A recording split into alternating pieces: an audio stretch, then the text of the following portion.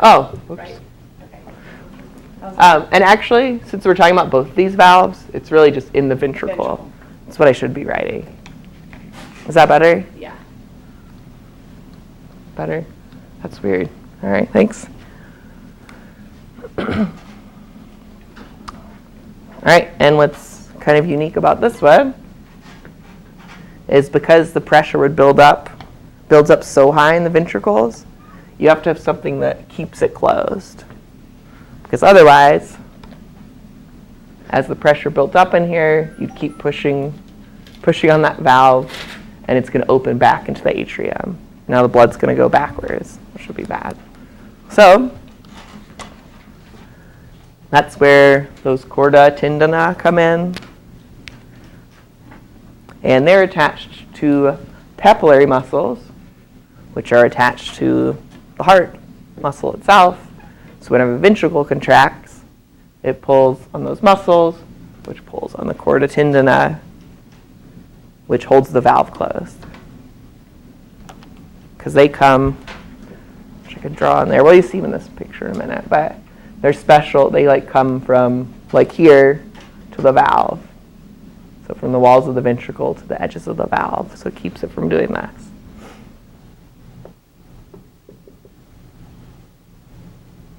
So contracted.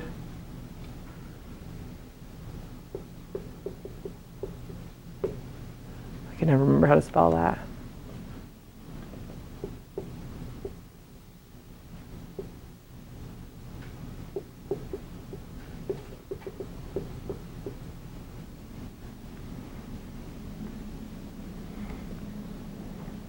So when the valves open, those muscles are relaxed, just hanging out there. And those the valves open because there's low pressure. High pressure closes it.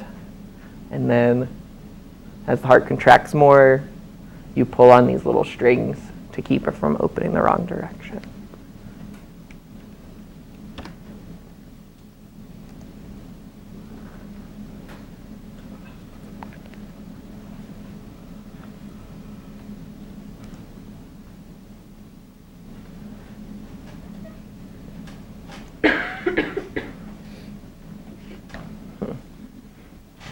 And that was just a brief, let me back that up and turn the light off. It's very bright on there.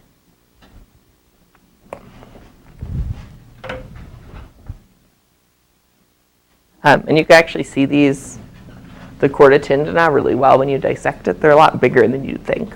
It's like you open up the ventricle and they're all over the place. And you could see there's the valve, and you could see the little chorda tendina attached to it. It's weird. It's like it's having trouble showing the correct video. I guess the computer's not fast enough to show it.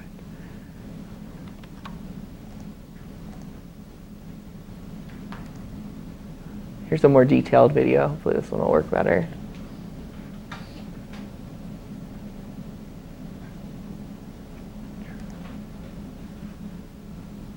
All right, so we won't watch this whole thing. It's got some good stuff in it. Let's take a look first at the anatomy of the mitral valve, how it functions. So this is true. Basically, it's the same thing for mitral and tricuspid. And the same function.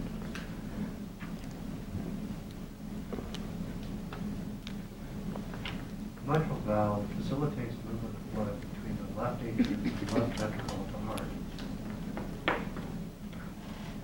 Anatomically, it is located between the left atrium and the left ventricle, as shown here.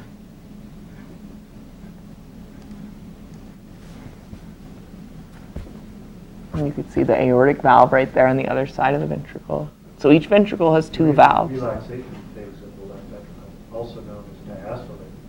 The mitral valve opens, permitting the flow of blood from the left atrium into the left ventricle. This action allows refilling of the left ventricle with blood in preparation for the next contraction.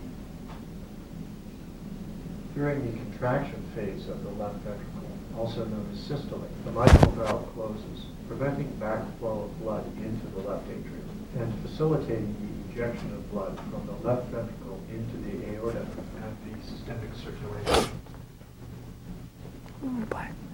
And so with each heartbeat, the valve opens and closes as part of the cardiac cycle thousands of times a day. The mitral valve is composed of two flaps or leaflets. The leaflets are composed of a very flexible material. In yet another example of the body's amazing design, papillary muscles are attached to the inner wall of the left ventricle and then to the leaflets of the mitral valve. During systole, the papillary muscles contract, preventing ballooning or prolapse of the mitral valve leaflets into the left atrium. Viewing the valve from above, we can see the two leaflets, anterior at the bottom and posterior at the top. From a functional point of view, each leaflet is further subdivided into several segments corresponding to the enough. We don't need to know all the rest of that.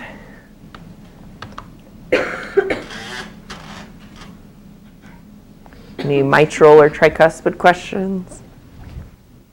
Anybody? Turn the light on.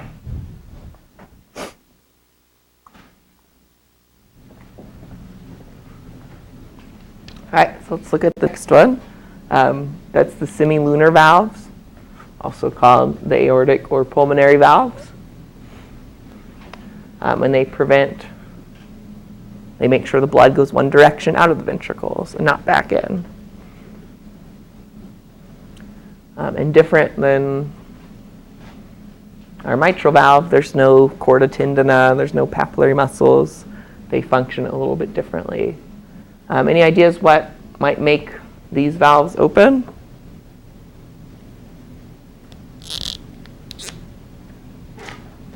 Low pressure. Well, where are these valves again? Leaving the ventricle.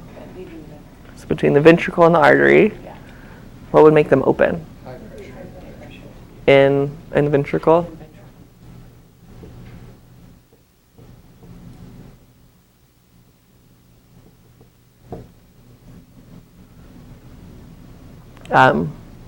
What closes them?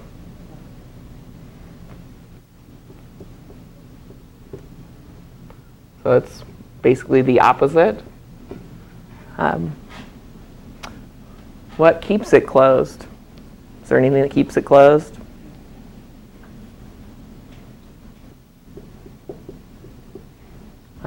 Nothing really. It's not like there's something it has to fight against. It's just if there's low pressure in the ventricle, it kind of closes. That's its automatic state. And it kind of makes sense because it's up at the top, right? So if it's high pressure, it opens, and when the pressure subsides, it just closes. Kind of like a door with a spring on it. If you're not pushing on it, it's closed. That's how those valves are.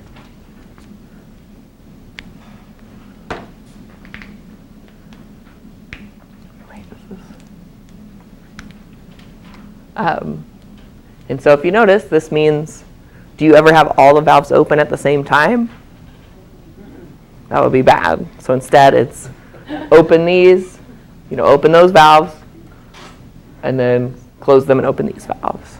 So it's kind of a two-step thing. Right. Lots of videos for these. Something cool? Oh, no. I can't watch those movies. They're too scary. Or cusps. The aortic valve is located between the left ventricle and the aorta. When the heart contracts, the aortic valve opens and blood is pumped into the aorta.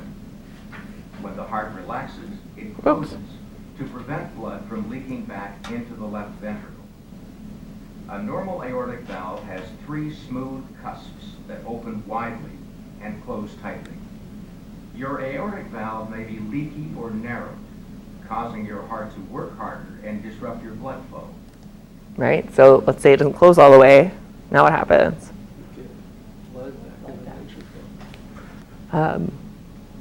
What do you think that would do to you? Could maybe throw off the mitral valve. taking it back the next could be a problem. Are you going to be pumping as much blood to your body? Right. And so as you'll see later, like maybe the heart's going to have to pump, like create it more pressure to get the same amount of blood out, or beat faster or something, which is not all that good for the heart to do. Where's that one? All right. Let's try this one.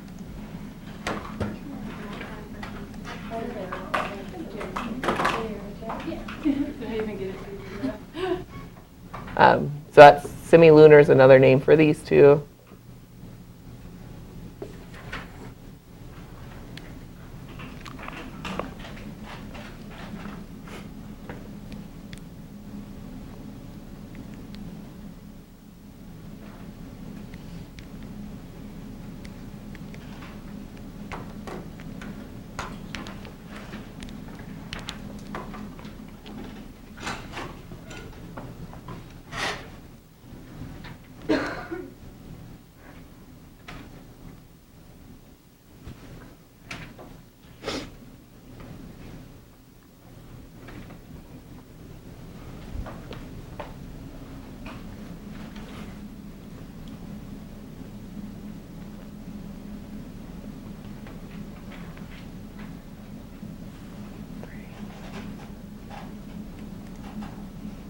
All right, looks like you could use some discussion. We haven't had one as spread out as that in a while.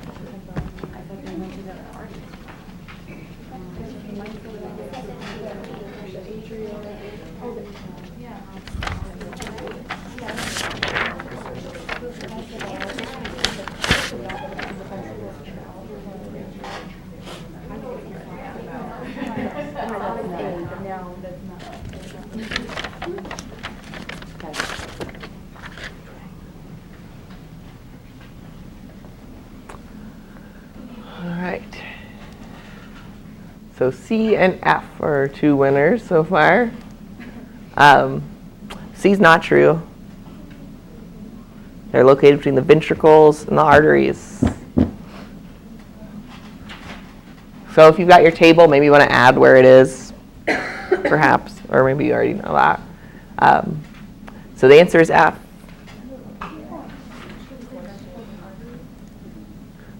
Right? They're located between the ventricles and the arteries.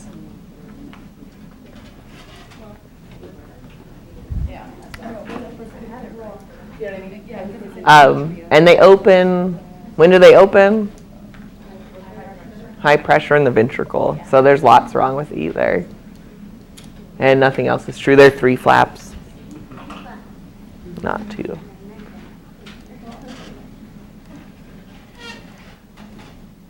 All right, and as I mentioned before, you don't have all 4 open at once. Instead, each pair opens at the same time. Like mitral and tricuspid open, and then they close, and the aortic and pulmonary open.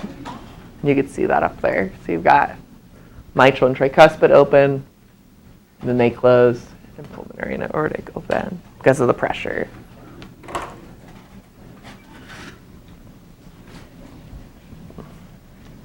All right, I hope this is the video I think it is.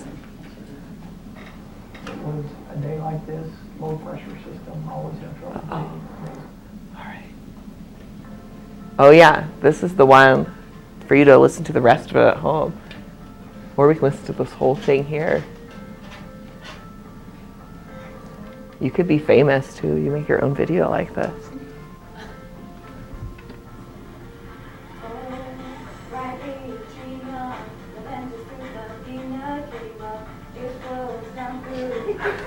This is awesome.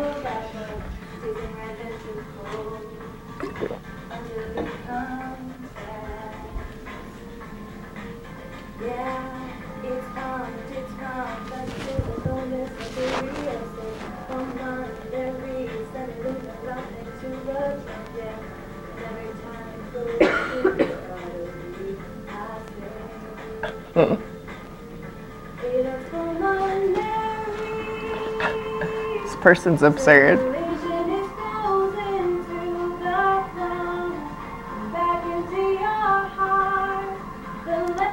You want some more? Yeah, nah.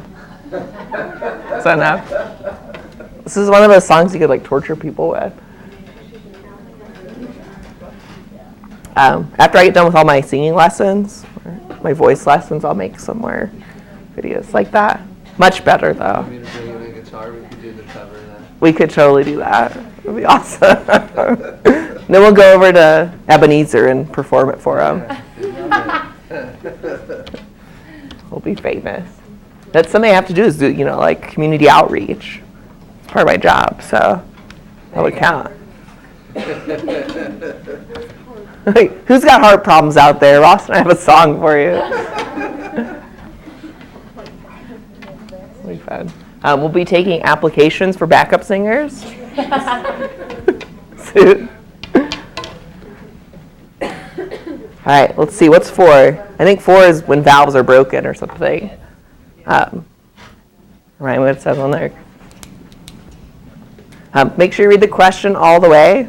So it says which valve is damaged, and you have to say what's wrong with it. I'll have to print one for you real quick, unless I got one laying around.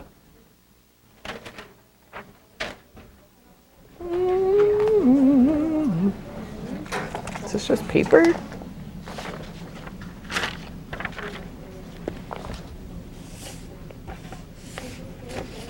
That's old ones.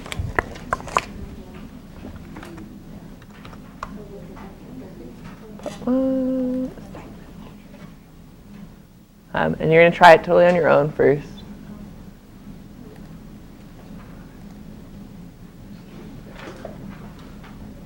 Anybody else need one? All right.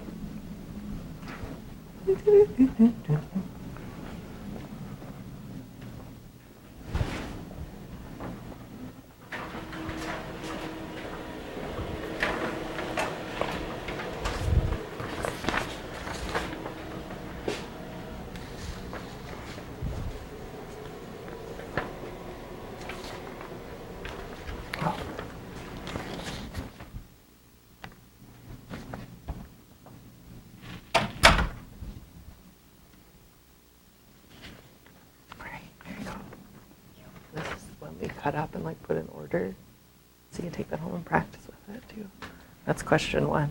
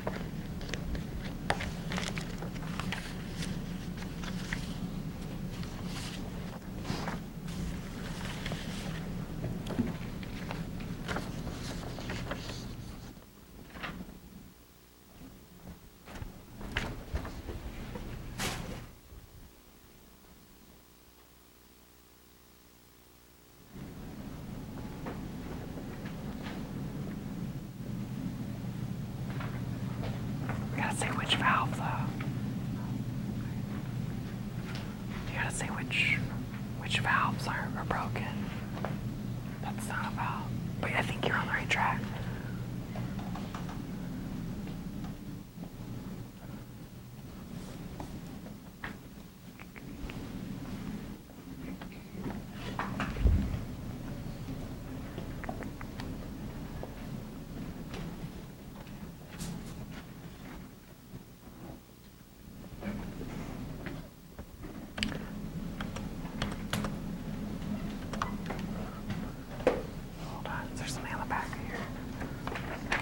thought there was something on the back.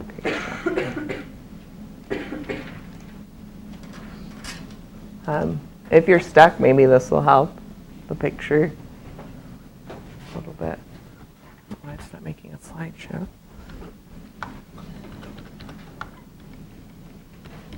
Where'd that go? There it goes. So think about the path of blood, where it's getting stuck.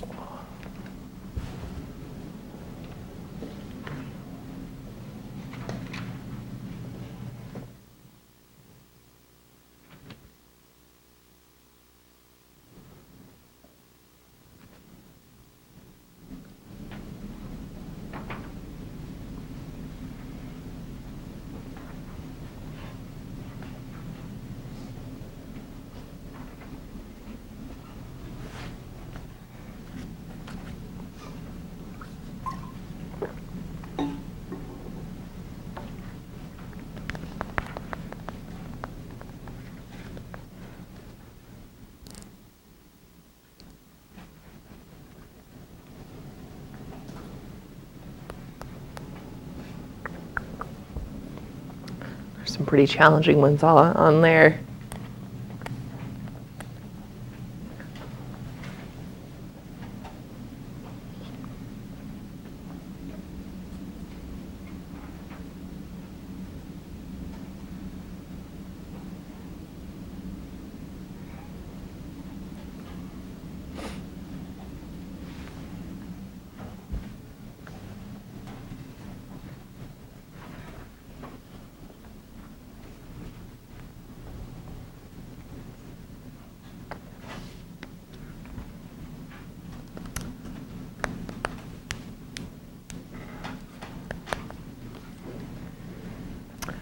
All right, so I can chat with your group about this, see if you got the same thing.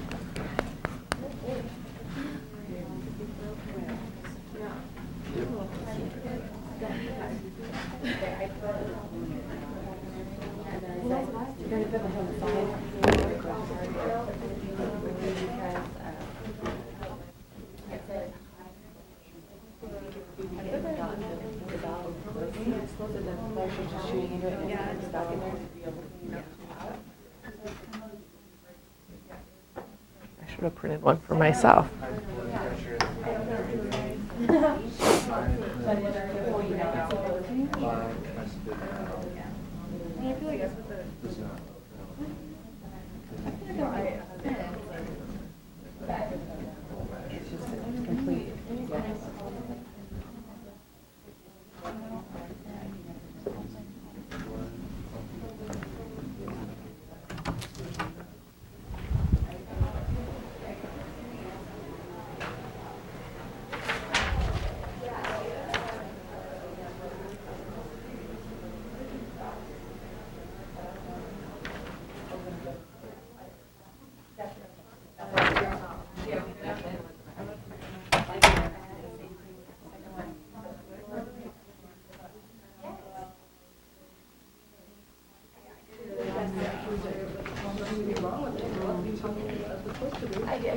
That's exactly like the same with the second one, slow blood flow into the atrium. You're almost. No, for B? E. Oh, I thought, well, sorry, you said second, I thought you were. Sorry, I'm sorry. For E. But it says. Yeah, alright.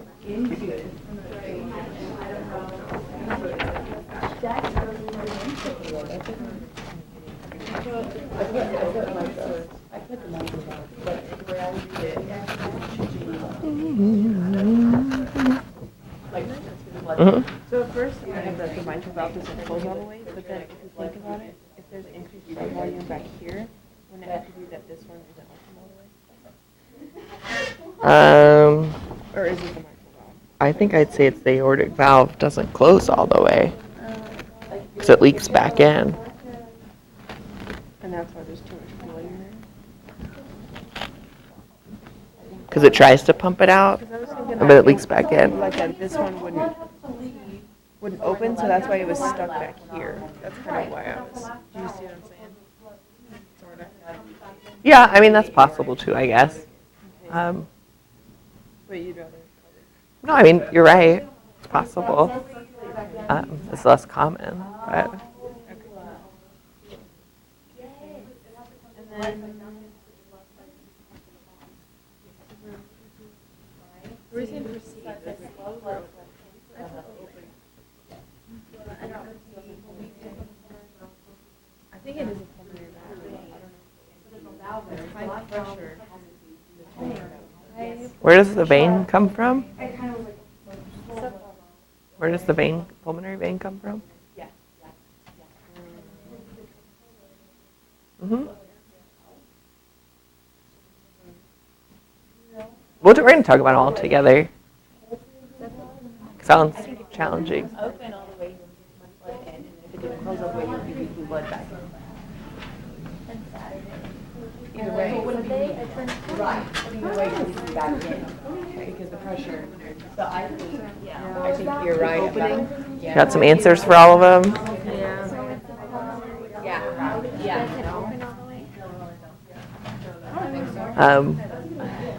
Are you ever supposed to pump blood into the vena cava?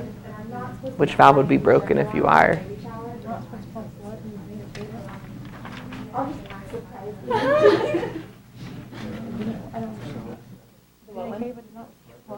Well, it doesn't get it pumped from the heart directly, right? It's just collecting it. I forget, where's the vena cava? So it's not supposed to be pumped. The vena cava is after the aorta and the side is capillary. Still tell me what it is. And then I'll just All right, so I'll just make each group tell me one answer.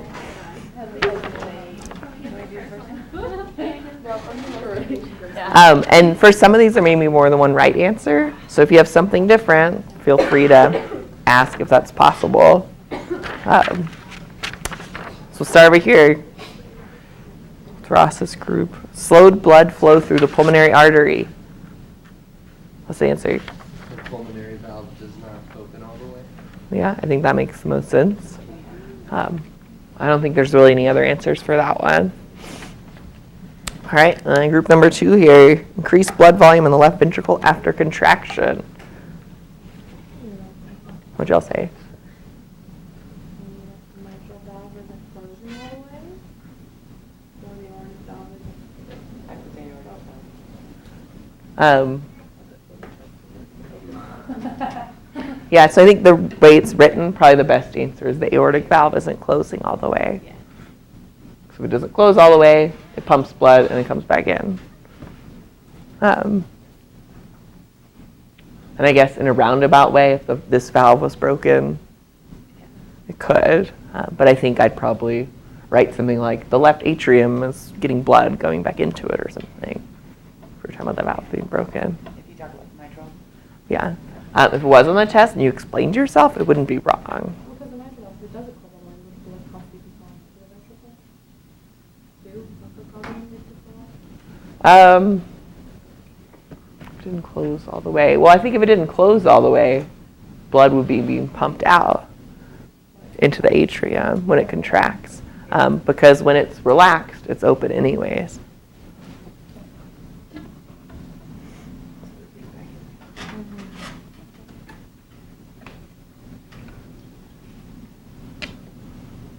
All right, so next group, what y'all say for high blood pressure in the pulmonary vein?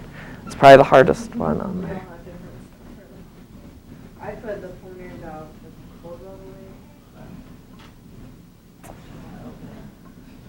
way. I would actually say it's nothing to do with the pulmonary valve itself. because the pulmonary valve goes into the artery, which goes to the lungs and the capillaries. I know, this one's tricky for sure. So for that one, it's actually backing up from here, from the left ventricle, from the left atrium. So you've got your pulmonary vein coming in. What did I say on there? There's high blood pressure in it. That means something wrong here. So the mitral valve isn't opening all the way. Yeah, so the blood's coming in, it's not getting through here, so you're building up pressure all the way back to that vein. So the mitral valve isn't opening as much as it should. So the blood flow's kind of messed up that way. Now, if it said something about high blood pressure or low blood pressure in the pulmonary artery, then you'd be talking about the pulmonary valve.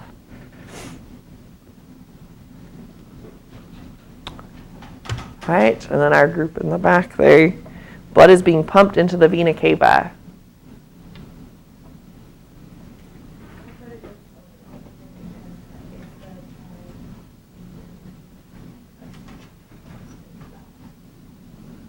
It is the tricuspid valve. And the answer is you're right, it doesn't close all the way. Because the blood is supposed to come from the vena cava into the atrium to the ventricle and out, not the other way. So if it's going out this way, that must mean this valve doesn't close all the way.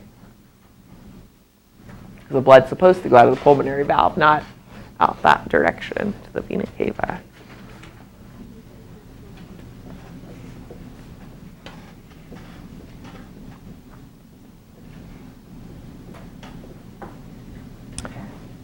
And the last one, slow blood flow into the left atrium. You think they know that one?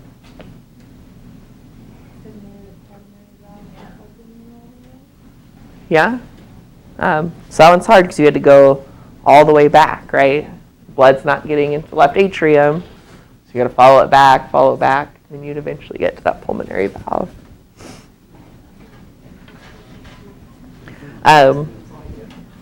And I would say there's like other conditions that could cause those problems, probably, like some lung problem or whatever, but we're focused on valves for now.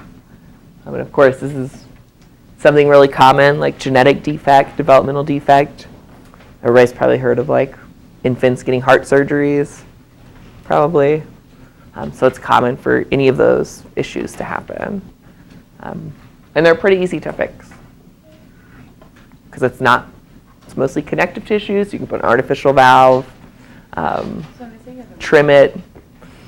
Mm-hmm. Say you have a murmur, what really is that? So when you're saying a murmur is you actually hear the blood flowing in the wrong direction. The wrong direction. Or too fast or too slow. Okay, so it's really technically not anything to do with the valve or anything. No, it would be, because otherwise It's the either blood, opening or closing or something. right.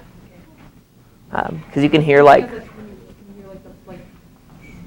they can hear like the blood like pushing through or whatever. I think I've heard of it. yeah. Is that the same thing as like a murmur?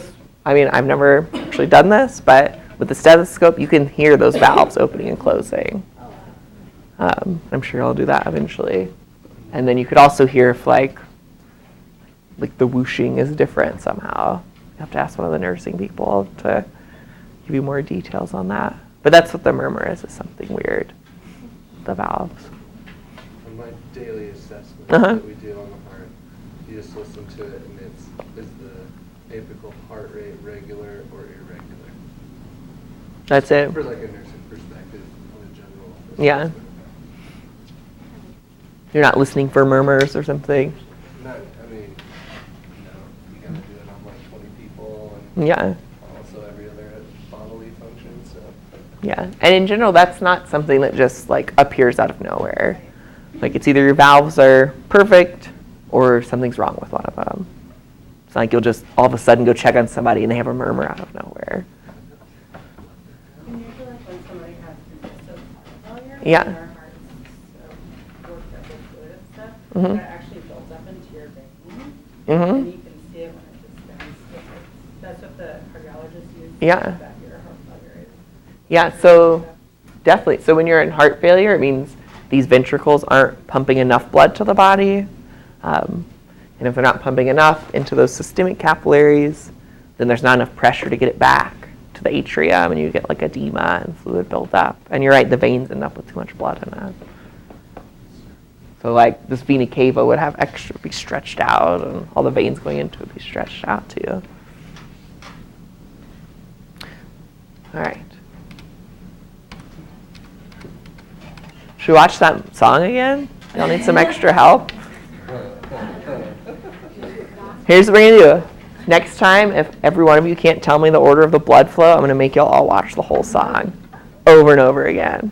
It's punishment. All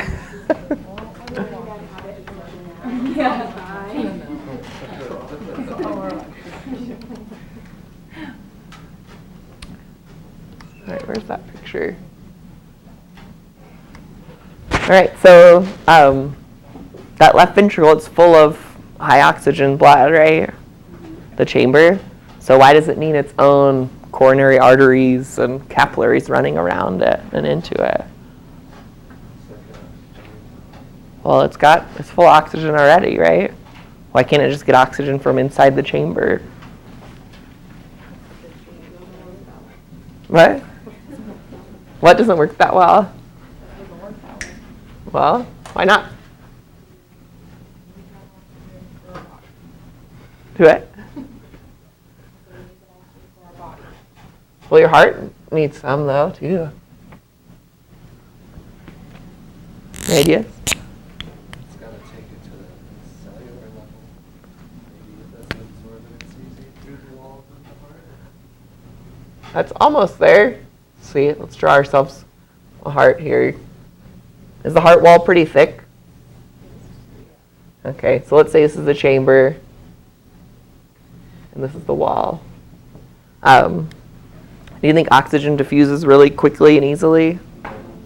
So if all you had was this blood in here, you better use red, that would make more sense. Only this very tiny layer right here would get oxygen. And then all these cells would die. So instead, as soon as you pump it out of the aorta over here, there's little arteries that come off of here. And there's some that go over here. And then it's just going to branch out into tiny capillaries all over. So you can get that blood to the heart muscle. So I think a lot of times people get confused with heart attacks. What you're blocking is one of these small arteries that directly goes to the ventricle itself. You're not blocking blood flow out of the heart, which I think is sometimes what people think.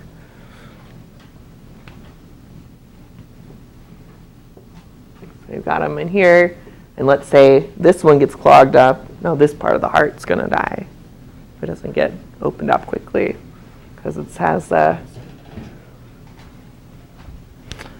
cutting off blood flow to that part.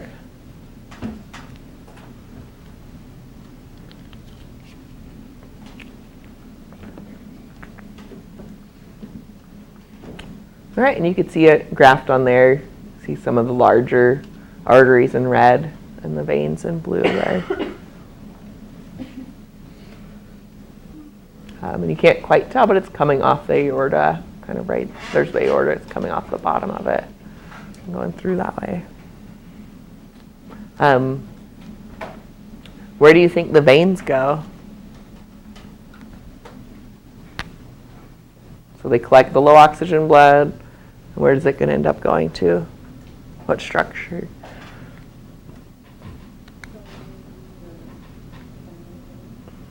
Not the pulmonary vein. Where does your low oxygen blood go to?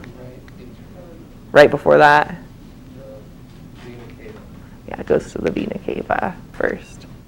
So these veins are attached to the vena cava to join all the other blood from the rest of the body. And it kind of makes sense. Obviously, your heart's pretty important. So the body basically, the first major artery that comes off with good blood in it goes right to the heart. So maybe your fingers and your toes don't get enough, but at least your heart will get oxygen first. All right, that's it for part 1.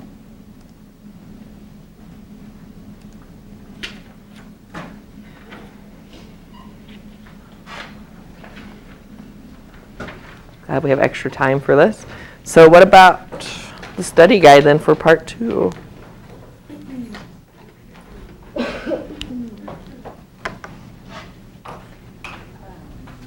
just had it. There it is. Yeah. B.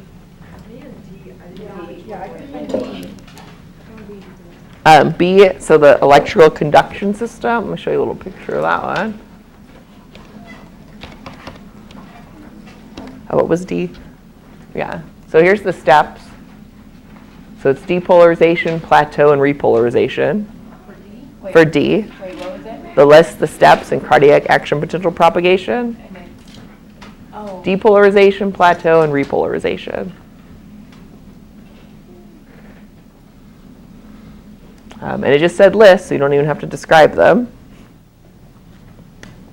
And then the electrical conduction system of the heart is basically the order of where the signal to contract starts and what it goes through.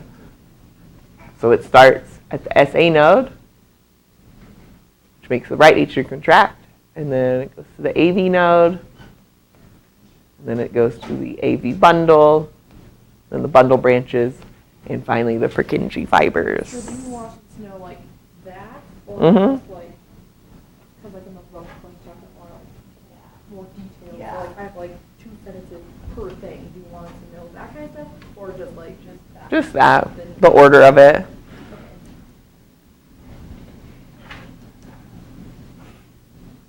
And I guess knowing that it's not like a neuron, it's signals traveling directly through cardiac cells, like muscle cells. Like action potential, which is like ions going through one cell after the other. But mainly the order, because we're going to talk more about that later.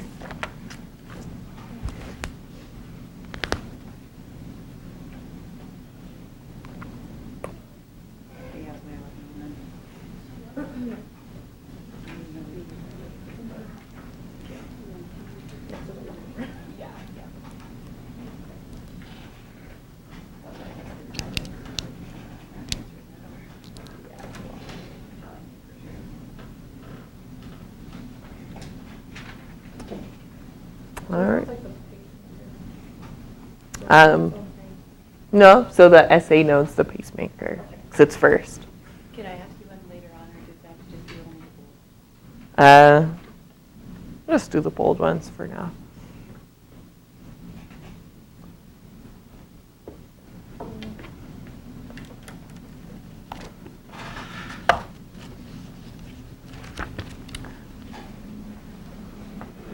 All right.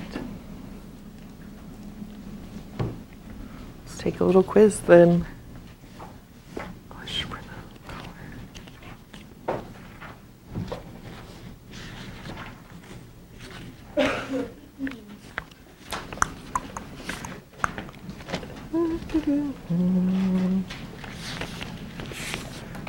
Yeah.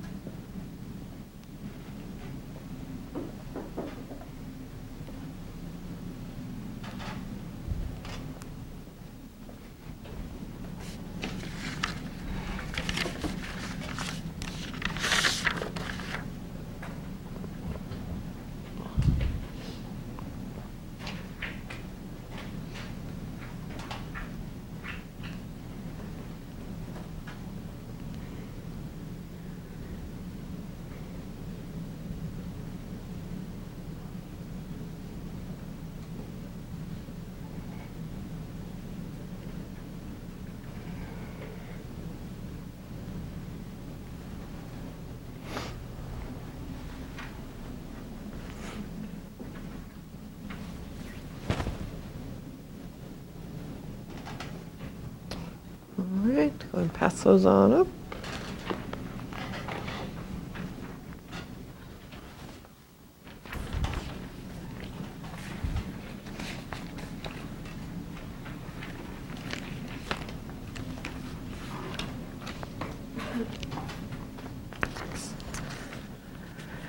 All right, so which of these is the volume ejected from the left ventricle in 1 minute? Heart rate, stroke volume, cardiac output, cardiac reserve. It's cardiac output. So always confuses people. What's the stroke volume? It's the volume per beat. Stroke volume is how much blood comes out in 1 beat. Cardiac output, how many in a minute? Or how much in a minute? So to get it, it's just heart rate times stroke volume is cardiac output. So it's like, not plus, time.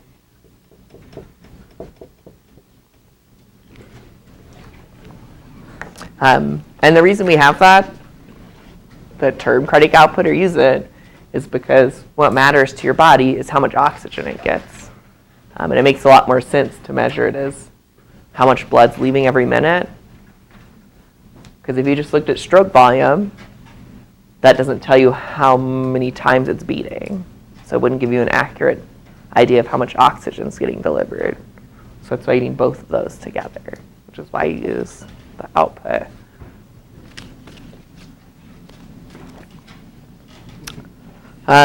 Let's see, which of the following sends out the first signal for contraction? It's the SA node. Say thanks, Michelle. So you asked about the pacemaker. And which of these is not a step in extrapotential propagation? Depolarization, plateau, and repolarization. It's all of them. Which means contraction. Systole, diastole is relaxation. And what's an inotropic agent? Changes heart rate, kills heart cells, or changes contractility. It makes it, changes the contractility, not the heart rate. So that was C for that one.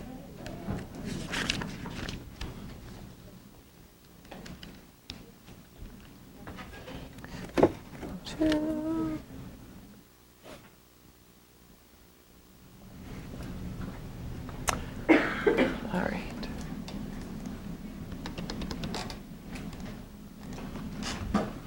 Sweet. So just as another reminder, if you're not getting 4s and 5s on those quizzes, you need to change something about how you're getting ready for class. Because that means you're not getting it, which makes it harder once you're here. So flashcards, simplifying it. If you ever want to show me what your notes, what you're writing for stuff before class or after, I'm happy to look at it. Because usually what happens is people write way too much. They're writing like 8 sentences for something that could be like 1 sentence. So anyways, all right, part 2, electrical stuff. Trying to keep this a little simple, so you could go into crazy detail on it if you wanted to. But you remember, hopefully, from 201, if you're talking about neurons, are they usually negative or positive inside your neurons? They're usually negatively charged inside.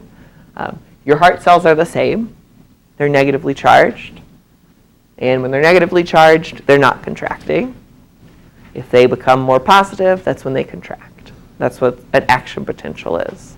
Just like traveling down a neuron, it's traveling through muscle cells. So depolarization, that's when positive ions come in, the cell gets positive, and then there's this long period of a plateau where it stays positive, and that's when it's contracting. So the cell got shorter because the myosin and the actin. Hopefully that sounds sort of familiar from 201. And then repolarization just means it's getting rid of the positive ions and becoming negative again, and waiting to contract again.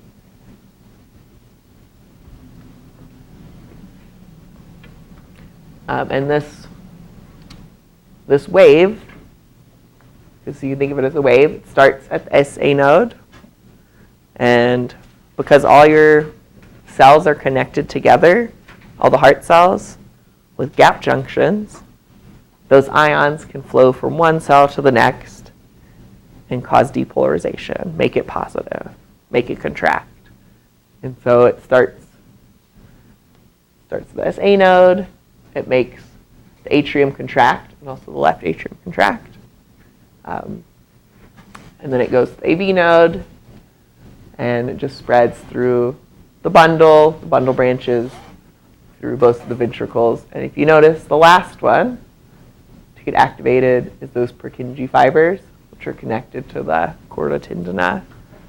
So right when you're starting to squeeze the ventricle, before too much pressure builds up, those fibers get activated to hold that valve closed. Which is kind of interesting because that's how it makes sure that you're pulling on those little strings at the right time. You just put it at the end of those signals.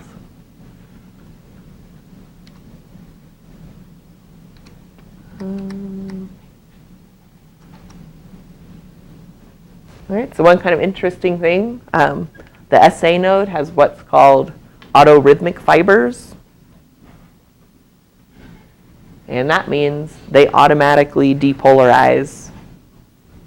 They get to that trigger to depolarize without any external input. It's not like your brain sends a signal to your heart, hey, time to contract. The heart actually does it on its own, which is why you could actually take a heart out and keep it supplied with blood or whatever, and it'll keep beating, even if it's not attached to your body, which is kind of crazy. And that's because that SA node, you could see the time here,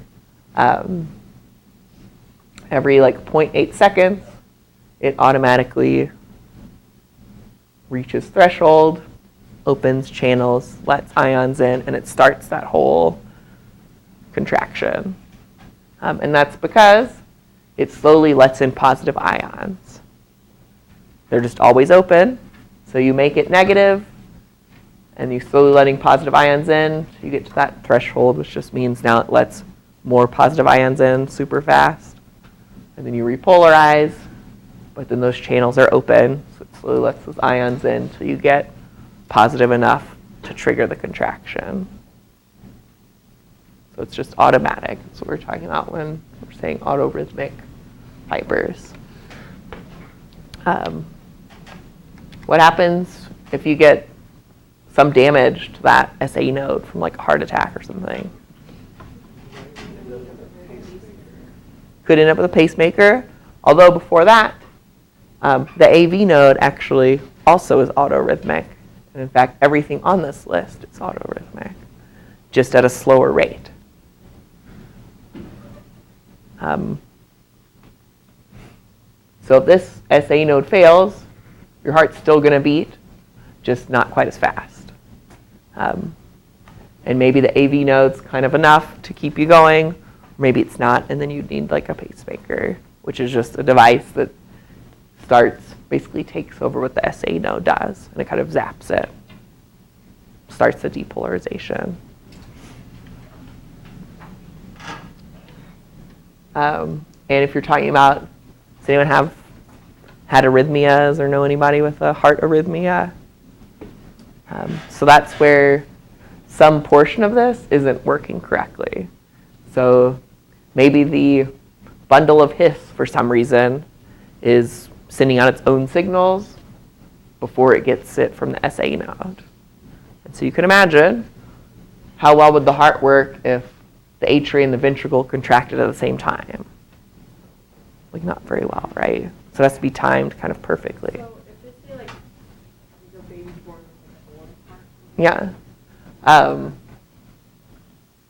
I mean, I guess they have a hole in their heart, like in the wall here.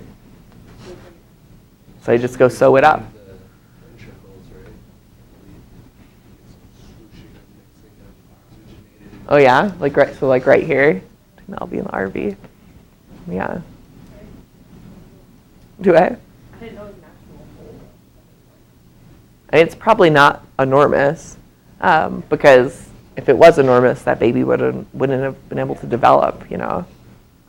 But if it's just a small one, it's not like deadly right away, right? They can just go in and fix it. I took care of a lady who had a hole in her heart when she was born. Uh-huh. She was like 50, so they didn't know it. They just knew she was strange. And as she aged, she got like dementia real bad, really young. Huh? Yeah. So like her brain cells didn't get enough oxygen her whole life. Yeah, that'll be a problem. Yeah, and it's crazy how they'll discover, because you know, as a kid, like, how many people have had like an echo done of their heart? Yeah, but there's a reason for it, right? It's not just like a standard thing they do to everybody. It's like both my parents found out they had like slight valve problems when they were like 50, you know, because like no one ever looked. And I might have some. Who knows? You might have some. Did they find anything for yours? Yeah, Yeah. yeah, that's when I had a vibration. Okay. Oh, right. Because you had an arrhythmia. Yeah. So if they could tell like which of these fibers are being stupid, they can like go in and burn them and kill those fibers to get rid of that inappropriate signal. It works pretty well usually, because you've got all these other ones that are functioning correctly. I don't know how they know exactly which ones are the bad ones, but it's pretty cool.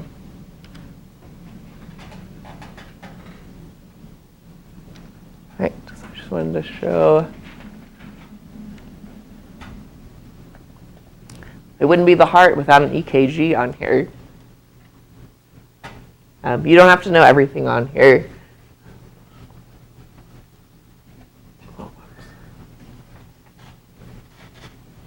Just to be able to tell what part of an EKG is atrial contraction, ventricle contraction, and relaxation.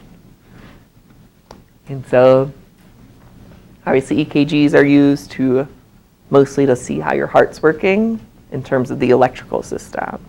Like, is the signal for ventricle contraction coming at the correct distance after the signal for atrial contraction? So when you're looking at it, you're coming in, everything's relaxed, and this P that goes up like that, that's when that first pacemaker fires and the atria contract. That's that signal. So it's kind of highlighted in blue up here. Of course, what contracts next is the ventricle. So this QRS crazy thing here is the electrical signature of the ventricle depolarizing. And then the T, and all the way to the next P, is the relaxation part, where everything's kind of relaxed, everything's repolarizing and waiting for the next beat. So this would just repeat itself over and over again, every heartbeat. And so if someone, if they had a heart attack, this will look different. If they got an arrhythmia, it'll look different. What'd you say S to T was? What's the? So basically everything from Q to like here is ventricle contraction. Well, I guess to like there. Everything after T, or like the top of T, is relaxation, where atria and ventricles are filling back up before they contract.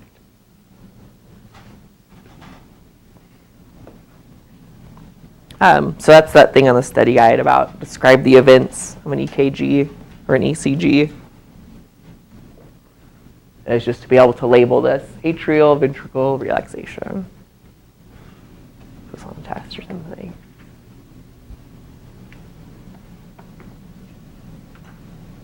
What number is that one? What letter? High.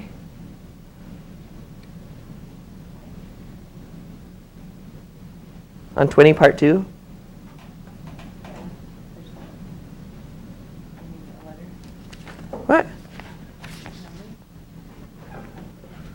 Did yours come out numbered? Is it? Yeah, I. Am I crazy? Oh, I thought you were saying 5. Oh, I. I don't. Like, Well, it's happened to me before where I like make some modification to the study guide and then accidentally post like the old one from last semester or something. But you do have this, right? yeah. Okay. No more messing with me today. It's fine. You just want to make me confused. All right, so let's see if we can combine some things you learned all together. So think about EKGs and valves. So you're going to have to think about lots of things at once. And I have to think about the answer. Do it? Oh. Sorry, we're missing one of the valves.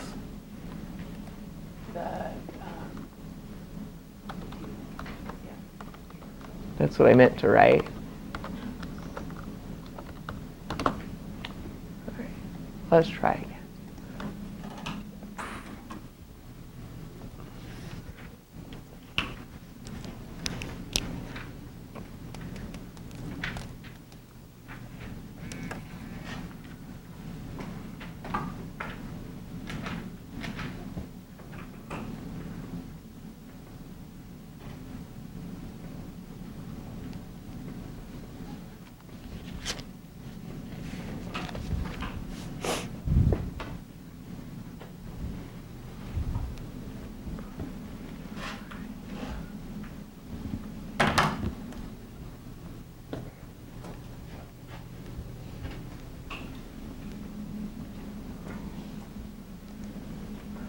All right. So we'll have a talk to your group then. Remind you where PQ is.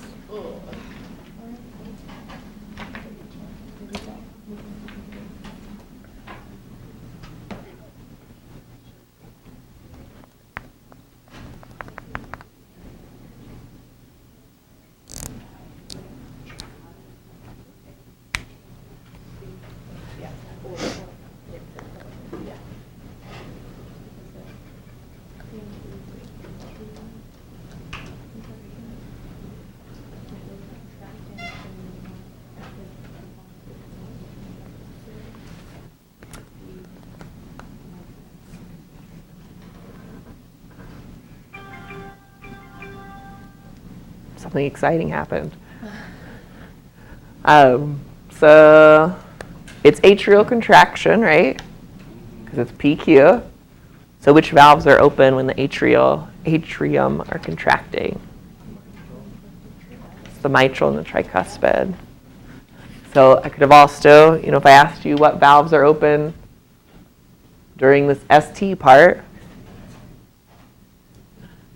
that's when the ventricles are contracting. So which valves are open? Right. And I think for this chapter especially, it's like, seems really confusing, and then you kind of figure it out, and then everything makes sense. So just keep trying, keep thinking, and you will get there.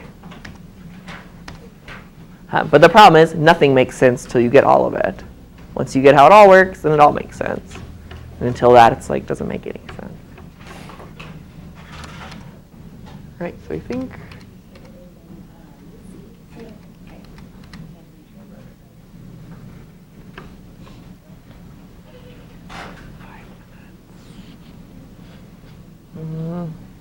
I think this is probably a good stopping point.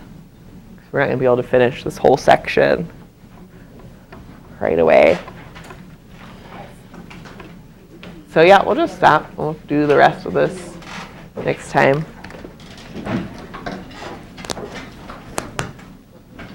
And I'll fix our syllabus again. I checked it like 3 times after I fixed it to make sure it was all right.